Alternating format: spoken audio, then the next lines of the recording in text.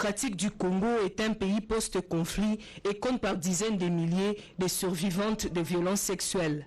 La première dame de la République, Denise Nyakeru Tshisekedi, championne des Nations Unies dans la lutte contre les violences sexuelles en zone de conflit, a pensé à un fonds national de soutien aux victimes de ces crimes odieux. Une initiative qui a trouvé un engagement ferme du gouvernement de la République à travers le ministère des Droits humains dans le cadre de la justice transitionnelle, et son écho retentit positivement à l'international avec la présence d'Esther Digmans, directrice exécutive du Fonds mondial pour les survivants des violences sexuelles liées au conflit.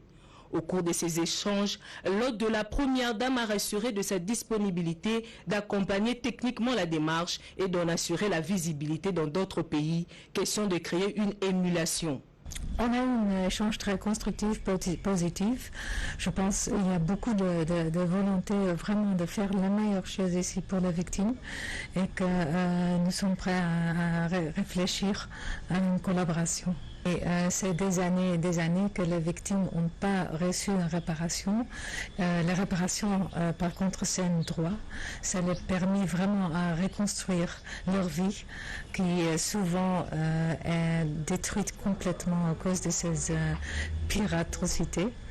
Et c'est maintenant que le gouvernement de RDC s'engage vraiment pour prioriser la réparation et la mettre sur l'ordre du jour. Pour impliquer toutes les parties prenantes dans la création du fonds, une table ronde est projetée par la première dame, Denise Nyakeru Tshisekedi. Dans ce processus, le fonds peut compter sur le ministère français de la Justice, sur la fondation Pandi du Dr Mukwege et sur les survivantes elles-mêmes qui attendent réparation.